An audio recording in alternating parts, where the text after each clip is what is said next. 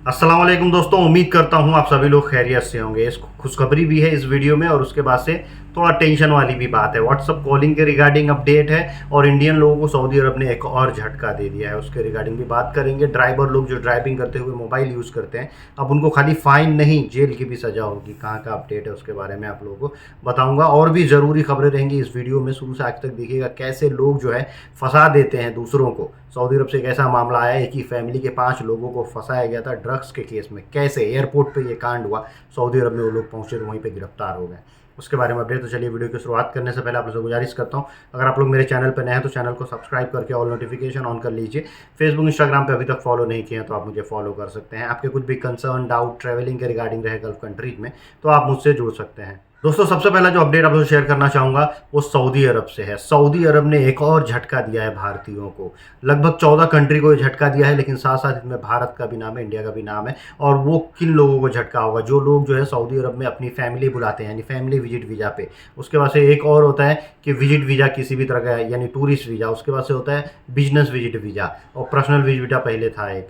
तो इन सब वीज़ा को जो है कैंसिल कर दिया गया है। मल्टीपल जितने वीज़ा होते हैं वो अब कोई भी इशू नहीं होंगे, केवल सिंगल एंट्री का वीज़ा मिलेगा। सिंगल एंट्री यानी एक बार में अगर आप सऊदी अरब किसी भी वीज़ा पे जाते हैं वर्क को छोड़ करके, चाहे वो फैमिली हो, बिजनेस हो, टूरिस्ट हो, तो आपको जो है 30 डेज जो है फ़िलहाल वहाँ रहने के लिए मिलेगा। सिंगल एंट्री का वीज़ा होगा। ये बहुत बड़ा झटका है। और ये भी हो सकता है इसके लिए कि लोगों को शिकायत वहाँ मिलती होगी कि भाई वहाँ पे जो है बिजनेस वीज़ा पे आके लोग जॉब कर रहे हैं, काम कर रहे हैं, इधर उधर टूरिस्ट वीज़ा पे आके काम कर रहे हैं, फैमिली वीज़ा पे आके लोग काम कर रहे हैं। ये शिकायत मिली होगी शायद, इसके लिए ये टेम्पोरली जो है होल्ड पे किया गया है, रोका गया है। आगे आने वाले दिनों में क्या फ़ैसला होगा देखेंगे। लेकिन एक चीज़, जो उम्रा वीज़ा है वो अभी 90 डेज़ का मिलना शुरू है, लेकिन न्यूज़ ये भी आ रही है कि हो सकता है कि आने वाले दिनों में उसको भी 30 डेज़ कर दिया जाए। सऊदी अरब से एक ऐसी रिपोर्ट आई है जिसमें गैर मुल्की भर भर के पकड़े जा रहे हैं।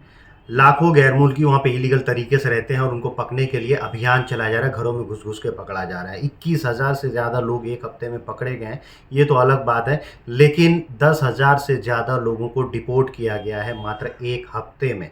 और जो है डिफरेंट डिफरेंट जो एम्बेसीज़ हैं वहाँ पे विदेश की, उन सब एम्बेसी को जो है उनके डेटा दे दिए गए हैं। उनके लोगों का, उनके देश के लोगों का डेटा दिया गया है। लगभग 2 से 3 लाख लोगों का डेटा दिया गया है अलग अलग एम्बेसीज़ को, अलग अलग देश के लोगों को। वहाँ से उनका काम करा के लाइक एग्जिट वगैरह करा के और उनको वापस करने के लिए ये सब चीज़ें उनको दिया गया। तो आप समझ सकते हैं कि सऊदी अरब में अब इलीगल तरीके से रह लेना काफ़ी मुश्किल है। एक खुशखबरी है मिनिस्ट्री ऑफ उमरा की तरफ से, मिनिस्ट्री ऑफ हज एंड उमरा की तरफ से एक अपडेट आया हुआ है कि कोई भी जीसीसी नागरिक वो अगर सऊदी अरब में विजिट वीज़ा पे आता है तो उमरा कर सकता है। विजिट वीज़ा पे उमरा करना पहले से ही ये सही था, लेकिन अब ट्रांजिट वीज़ा, लाइक अगर आप वो लोग कोई भी ड्राइवर हैं, हैवी गाड़ी लेके आते जाते हैं तो उसमें उनको ट्रांजिट वीज़ा लेना होता है, या फिर सऊदी होके कहीं और जाना है और उसमें वो चाहें तो 1-2 दिन का ट्रांजिट वीज़ा लेके और वहाँ पे उम्रा परफॉर्म कर सकते हैं। हालांकि ये दोनों फैसिलिटी पहले से अवेलेबल था। जो 96 आवर यानी 4 दिन का जो वीज़ा एक मिलता था अगर सऊदी अरब से, सऊदी एयरलाइंस से जा रहे हैं या फ्लाइनास से जा रहे हैं, तो वो ट्रांजिट वीज़ा ही होता था, उसमें रुक के और वहाँ पे उम्रा परफॉर्म कर सकते थे लोग। सऊदी अरब से ड्रग्स का एक ऐसा मामला आया है जिसमें एक ही फैमिली के, जो कि पाकिस्तान के रहने वाले थे,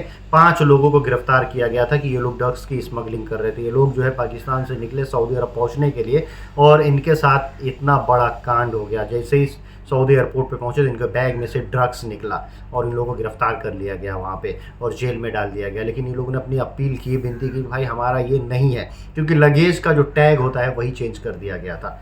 लगेज का टैग एयरपोर्ट अथॉरिटीज़ से मिल के, वहाँ पर जो रहते होंगे उनसे मिल के काला कांडी किया गया और दूसरों को फंसाने के लिए जिस बैग में ड्रग्स था उसमें किसी और का जो है टैग लगा दिया गया। और जिन लोगों का टैग लगा था वो तो कोई भी ये रहेगा भाई सामान इनका ही है, इनका टैग लगा है, उनको गिरफ्तार कर लिया गया था। लेकिन जो है सऊदी अरब ने कोऑपरेट किया बहुत, और इसमें जो वहाँ के जो नारकोटिक डिपार्टमेंट के देखने वाले हेड लोग हैं और उसके जो अथॉरिटीज़ हैं उन लोगों ने काफ़ी कोऑपरेट किया और एट लास्ट जो है 9 लोगों को पकड़ ही लिया जो संदिग्ध थे इसमें, और इन 5 लोगों को जो है रिहा कर दिया गया। मतलब अगर आप गलती से भी इन्वॉल्व पाए जाते हैं फिर भी आपको जो है यातनाएं तो सहनी पड़ती हैं, क्योंकि ख़तरनाक कानून है वहाँ पर ड्रग्स के खिलाफ। तो इन लोगों ने अपना आप बीती भी बताया कि हमको कितना स्ट्रगल करना पड़ा, कितना मुसीबत का सामना करना पड़ा।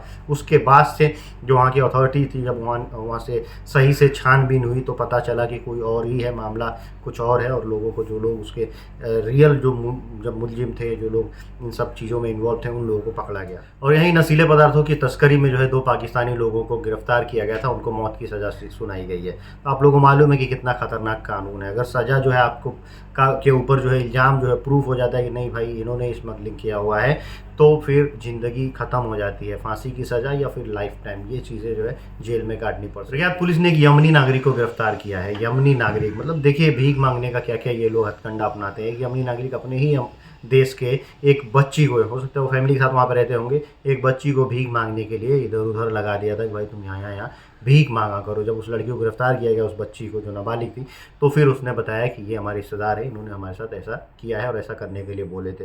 तो उसके खिलाफ तो खतरनाक सज़ा होगी ही, जो यमनी नागरिक पकड़ा गया, और इन लोगों को हो सकता है रिहैब में रख के फिर वापस कर दिया जाए। दोस्तों अगला जो अपडेट आपसे शेयर करना चाहूँगा वो बेहद ही खतरनाक है और कुवैत से है।